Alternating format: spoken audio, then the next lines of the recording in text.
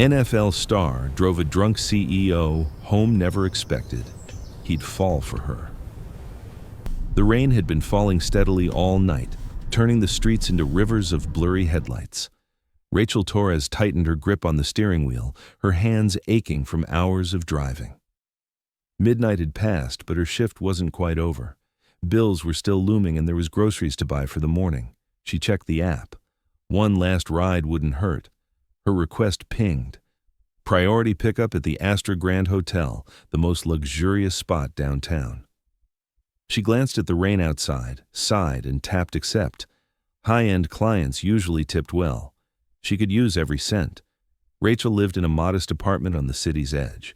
She juggled night shifts as a rideshare driver and grueling daytime hours as an NFL linebacker for the city's team. Every long shift, every aching muscle was for her 7-year-old son, Mason, the light of her life, lover of football cards and bedtime superhero stories. She pulled up to the hotel's glowing entrance. Guests in evening gowns and tuxedos lingered beneath golden lights, umbrellas overhead, laughter bouncing off marble. Her eyes scanned the crowd, then landed on a man standing slightly apart.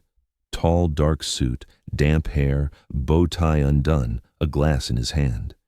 He wasn't moving, just staring at the pavement like it had disappointed him. She checked the name. David K., then rolled down the window.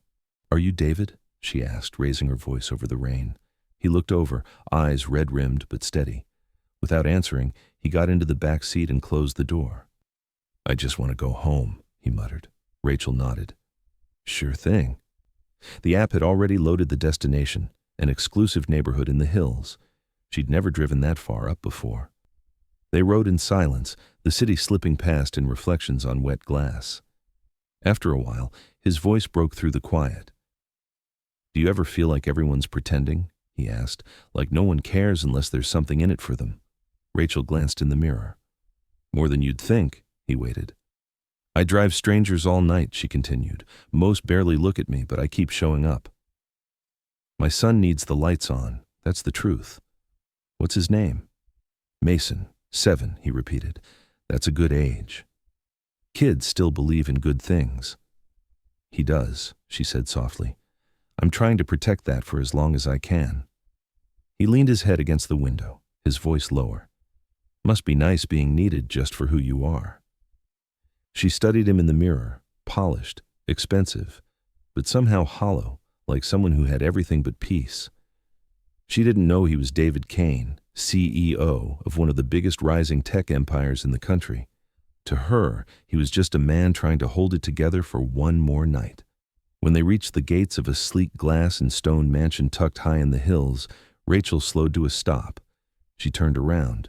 He was fast asleep, head tilted, mouth slightly parted, one arm resting across his lap. She hesitated. Should she wake him? Instead, she reached behind her seat and pulled out her faded team hoodie, the one she always kept in case the car heater gave out, and gently placed it over his chest. Then she stepped into the rain, walked up to the intercom, and pressed the button. A voice answered, crackly and formal. "Yes?" "I brought Mr. Kane home. He's asleep in the car. Could someone come get him?" "Right away." Minutes later, a man in a dark uniform came jogging down the driveway with an umbrella. Rachel opened the door. "He's fine," she said. "Just tired." The man nodded and carefully helped David out, supporting him as they disappeared into the quiet warmth of the house. Rachel slid back into the driver's seat, rain dripping from her sleeves, and drove off into the night.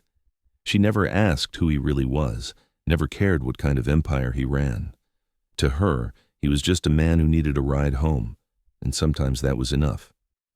David Kane woke to the scent of fresh linen and the soft tap of rain against the wide glass panels of his bedroom.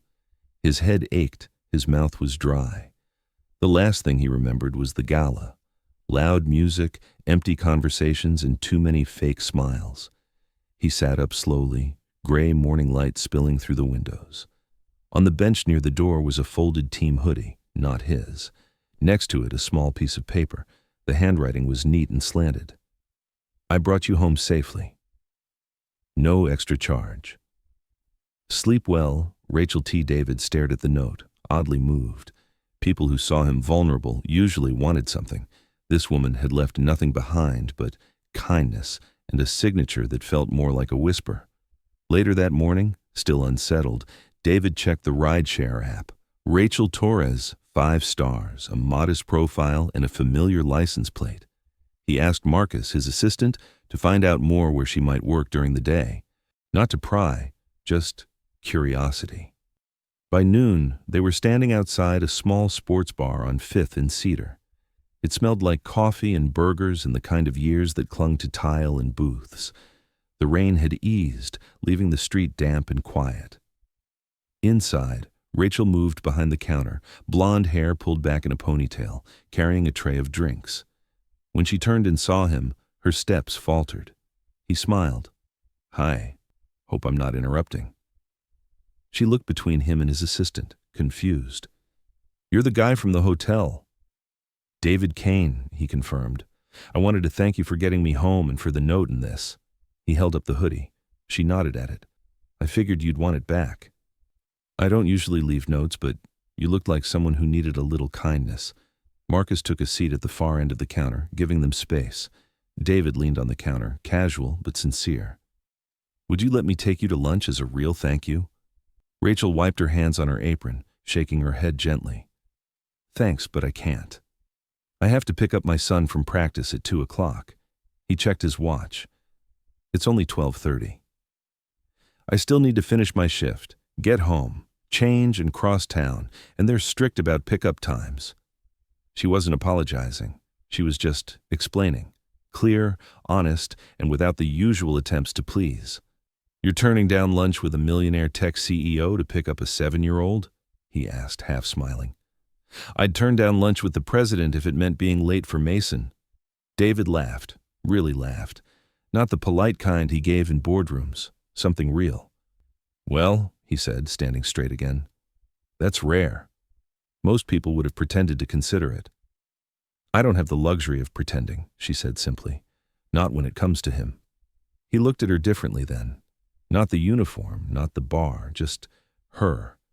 The woman who had driven him home, asked for nothing, and still looked at him like he was just another man, not someone to impress, not someone to chase. "You're not like the others I've known," he said quietly. Rachel gave a small, almost amused smile. "That's probably a good thing." He nodded once, then turned toward the door, the hoodie still folded in his hand.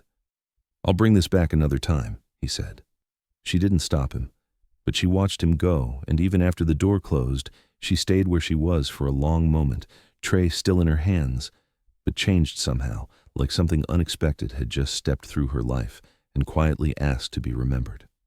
From that night on, David Kane started requesting rides more often than necessary, not for meetings or events, just for the chance that she might be the one to pick him up.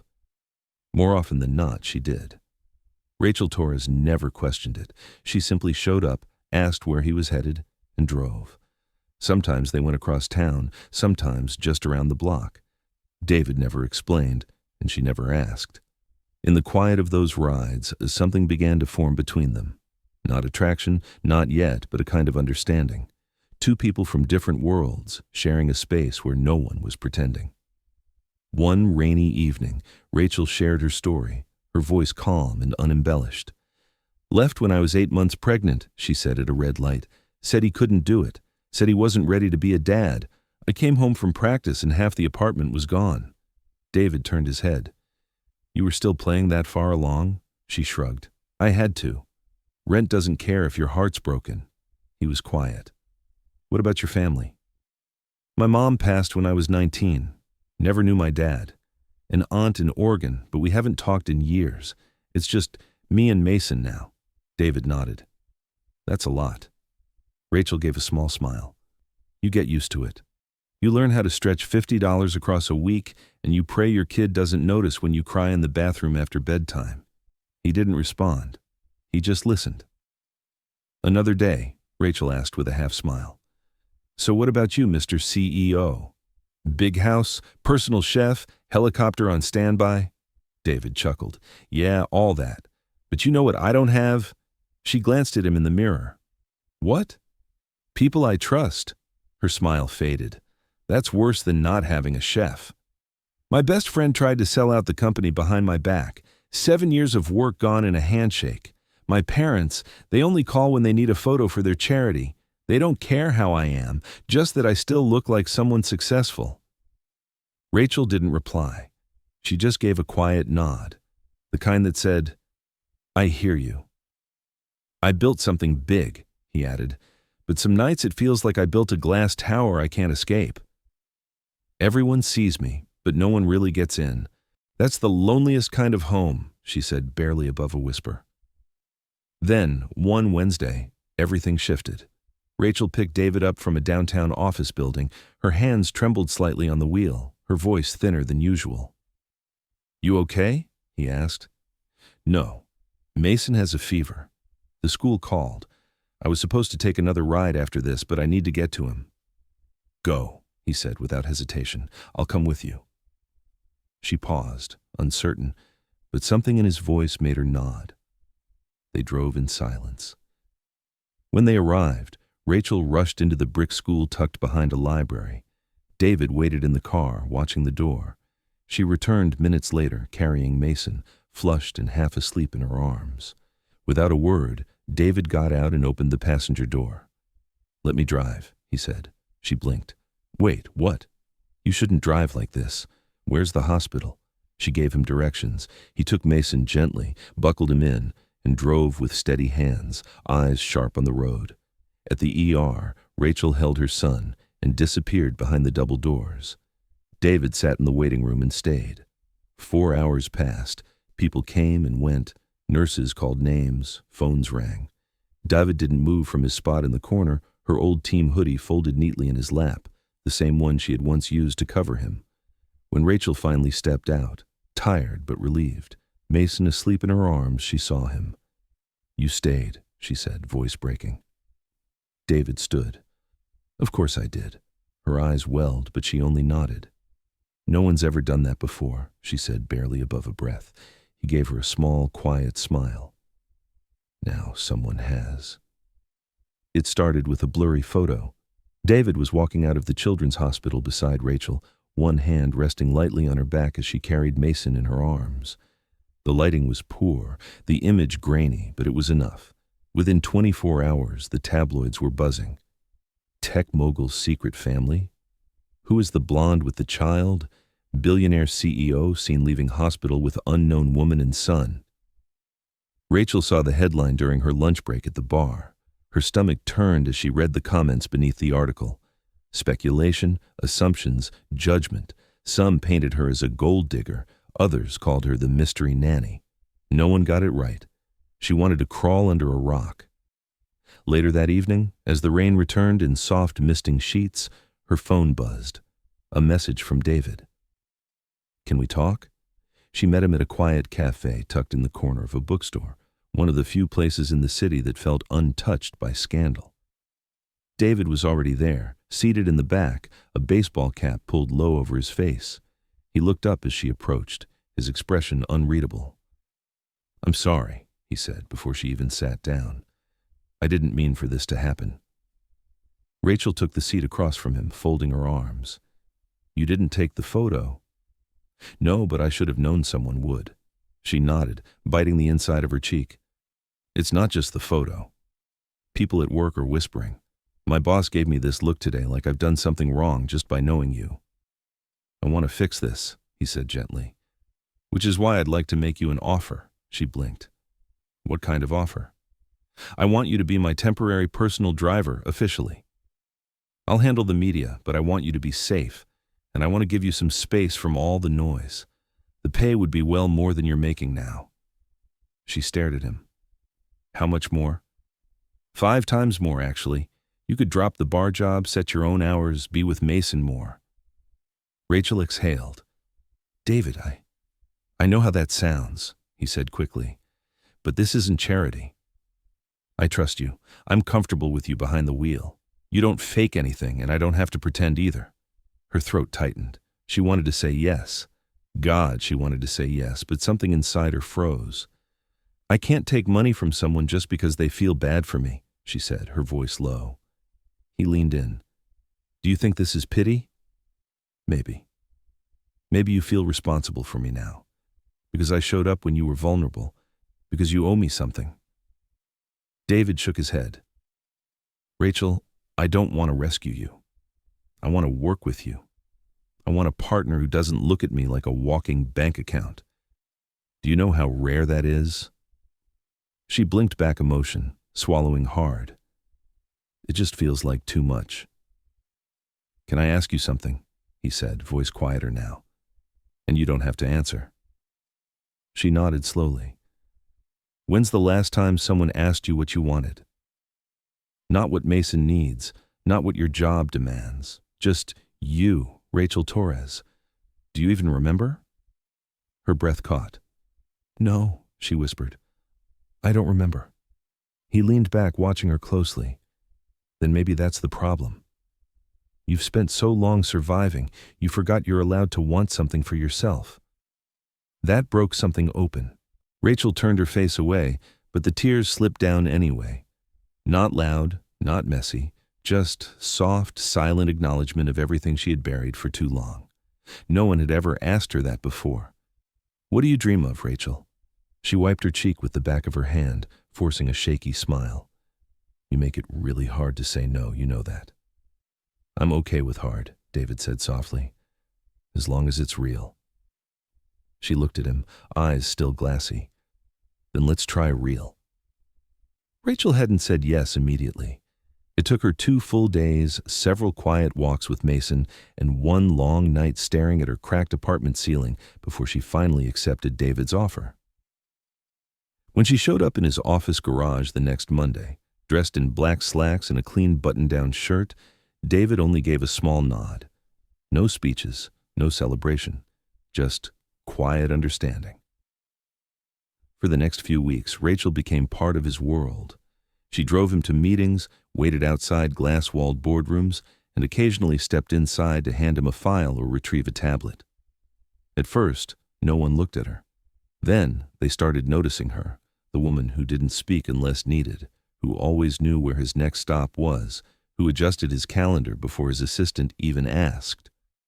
More than once, she surprised David with her observations, how she noticed a junior executive who kept showing up uninvited, or how one investor always checked his phone when certain numbers were discussed. You pay attention, David said one day as they left a pitch meeting. I have to, she replied. In my world, missing a detail could mean missing a paycheck. He smiled at that, and for the first time in a long time, it felt like someone was watching out for him. He grew used to her presence, not just professionally, but personally. Her calm steadiness in the car rides, the way she would remind him to eat lunch or tell him gently when his tone was too sharp in a meeting. She never flattered, never tiptoed, and he started to realize how much he had come to rely on her honesty. But comfort can make people careless. One Thursday morning, they arrived at a high-stakes partnership meeting at a luxury hotel downtown. The room was full of polished executives, including a new potential investor from overseas. Rachel stood just outside the conference room door, organizing files in the hallway. She heard them laughing, not cruelly, just carelessly, like people do when they assume the help is out of earshot. And then she heard it. So, David, one of the men chuckled, is the blonde assistant your latest innovation, mixing business with pleasure now? Another voice joined in. If that's your idea of branding, I'd say it's working. Laughter followed. Rachel froze, her hands clenched around the folder. She waited until the meeting ended. She did not speak to David on the way out. She didn't mention the comment, didn't ask for clarification. She simply dropped him off at his office tower, nodded once, and drove away. That night, she did not show up at the usual time. The following morning, David's calls went unanswered. His texts remained unread. By the second day, he contacted the rideshare platform and confirmed what he already suspected. Rachel had resigned. No goodbye, no explanation. At first, he was confused. Then, he was angry at himself. He replayed every moment in his head, searching for what he missed. And when his assistant casually mentioned the joke made during the investor meeting, David's stomach dropped. He knew immediately that was it. She thought she was just another passing interest, a curiosity, a temporary fixture in a world that never took her seriously. But she was wrong. And now she was gone. David sat in his car in the middle of the city, surrounded by everything money could buy. And for the first time in years, he felt completely, utterly powerless because the one person who never wanted anything from him was the only one he couldn't convince to stay. And for the first time, he realized this wasn't just about her being his driver or his assistant or his friend. Rachel had become something more. And now she was just gone. The morning David showed up at Rachel's apartment, the sky was overcast and heavy, like it knew the conversation ahead would not be easy. He had never been to this part of town, not unless it was for a photo op or charity event he barely stayed for. The building was old, cracked sidewalks, peeling paint, faded numbers on the doors. He knocked twice. Rachel opened the door just enough to see him, then leaned against the frame. She didn't invite him in. "David," she said, her voice cool. "What are you doing here?" "I needed to see you," he said. "You left without saying anything." She folded her arms. "What would you have wanted me to say?"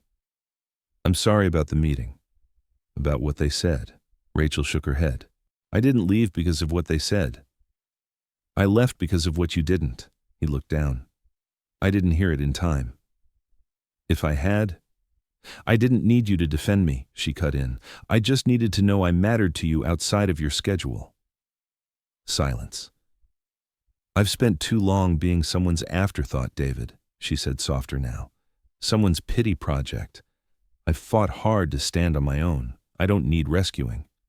He nodded slowly. "I didn't come to rescue you. I came because I miss you, because I made a mistake, and because I need you. Not because I'm lonely, but because I'm more myself around you than I've ever been." Her expression didn't change. "Goodbye, David." And she gently closed the door. 2 days later, she found a letter slipped under the door. Folded inside a plain envelope, it sat on the kitchen counter untouched while she made breakfast. Mason sat at the table in his pajamas, coloring football players. Rachel didn't read the letter right away. She poured cereal, fed the cat, picked up a stray sock. But by the time Mason was napping, she sat on the couch and opened it. "Dear Rachel, I don't know if you'll read this. Maybe you'll throw it away, but there are things I need to say, and this is the only way I know how. I used to dream about a life where I mattered, not for what I built, but for who I was. I imagined having a family, not for the cameras, for the quiet parts. A wife who saw me, a child who looked at me like I was something good. When I met you, you didn't see a CEO. You saw a tired man who needed to get home. And since that night, nothing has felt the same. It's felt lighter, truer. I don't want to fix you. I don't want to change you. I just want to know you again. I miss your honesty. I miss Mason's laugh. I miss you. If you can forgive me, I'd like a second chance.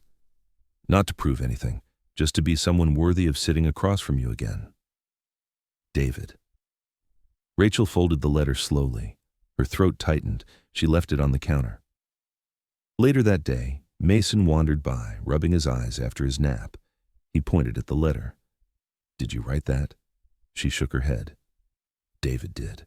Mason stared at it for a moment. Then, with the quiet wisdom only a child could have, he asked, "Why don't you give him a chance like you do when I mess up?" Rachel blinked. "What do you mean?" "You always say people deserve another chance if they mean it." She didn't answer. She just pulled him into her arms and held him close. That night, after he'd gone to bed, she picked up her phone. Her message was short. "Let's talk soon." There was never a formal conversation about what they were. No labels, no titles. It just happened. After Rachel's message, they met at a small cafe near her apartment. No cameras, no pressure, just two people sharing quiet air. From then on, they spent more time together, real time.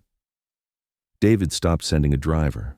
Instead, he'd show up himself, often with 2 coffees in hand and that soft, unsure smile that never fully settled until Mason ran to greet him with a shout of, David! They went to the park on Sundays. Mason brought his football. Rachel brought a book she rarely opened. David brought juice boxes and the kind of patience that only grows when someone's learning how to love a child for the first time. One Saturday morning, Rachel walked into the kitchen to find David at the stove, sleeves rolled up, flipping something misshapen in a pan. "What are you doing?" she asked, arms crossed, trying not to laugh. "Trying to impress your son," he said. "He said his pancakes usually have eyes and legs." Rachel laughed freely, fully, and it caught David off guard. He paused to watch her, and for a moment, the kitchen felt like home. She joined him, showing him how to add blueberries and banana slices. And though the pancakes weren't perfect, Mason declared them the best football pancakes in the world. They never talked about love, but it was everywhere. In the way David helped Mason with his shoelaces, how Rachel saved him the crispiest corner of the lasagna, how he stayed later each time and never needed a reason to return. When David's birthday approached, Rachel asked what he wanted. "I don't celebrate," he said. "Why not?" "It's always been boardroom lunches or media events. People come because they're supposed to, not because they want to." She didn't argue, but on the evening of his birthday, he walked into her apartment to find paper streamers across the ceiling, a paper crown on the table, and a small, slightly lopsided chocolate cake with one crooked candle. Mason wore a party hat and beamed. Rachel stood in the kitchen. "Mason insisted," she said, drying her hands on a towel. David stared at the cake for a long time before whispering, "No one's ever done this for me." Rachel smiled. "It's not much. It's everything." That night he didn't go home. They didn't cross any lines. They just fell asleep on the couch, Mason curled between them, the apartment filled with the quiet scent of cake and something warmer. A few weeks later, David invited Rachel to the launch event for his company's newest tech branch, a high-profile affair in the heart of the city. Rachel hesitated. "Are you sure you want me there?" "I don't exactly blend in," David answered. "That's why I want you there." "You remind me why I started this." She wore a simple navy blue dress, nothing extravagant. Her hair fell loose around her shoulders. At the entrance, David met her, offered his arm, and walked her inside, not as a date or an accessory, but as a choice. And maybe finally, she believed she belonged. They didn't kiss, didn't hold hands, but the way he stood beside her made a statement. This is the person who matters. The media took notice. Within hours, headlines appeared. David Kane's mystery date stuns at launch. Who is the woman beside the Wall Street Ice King? CEO softens and she's the reason. David didn't respond to any of it, but when Rachel scrolled through one article titled, "The Woman Who Changed the Coldest Man in Tech," she laughed. "You're famous again," she teased. David smiled at her, something quiet and steady behind his eyes. "Not because of what I built this time, but because of who I'm building with." That night, Mason was already asleep when they returned. The city lights blinked softly outside her window. Rachel curled into David's side on the couch, the warmth between them quiet and real. Life wasn't perfect, but it was theirs, and that made all the difference. The park had not changed. Same bench by the duck pond, same rusted swings, same food truck still selling average sandwiches that tasted better under the open sky. Rachel sat beside David, her shoes brushing gravel. Mason ran across the grass chasing squirrels, his laughter echoing through the trees. "This is where it all started," David said, handing her half of a sandwich. "The first time I realized I could breathe again," Rachel smiled. "The day Mason spilled juice on your $2,000 shoes. Still worth it?" "Every second," David replied. He paused, then added, "Feels like the right place for something else, too." He pulled a small box from his jacket pocket. Rachel's breath caught. No grand gesture, no speech, just quiet certainty. Inside was a simple gold ring, no diamond, just one small engraving. One day at a time. David looked at her, nervous but steady. "I'm not promising perfection. I'll mess up, but I promise I'll stay through the hard, the messy, the unknown." Rachel looked at the ring, then at him. The same man who once sat broken in her car now looked at her like she was his whole direction home. If you think I'm going to become some polished woman who fits into your world, charity galas, designer gowns, the answer is no. I don't, he said. But if you want something real, something we build from scratch, one burnt pancake at a time, then yes.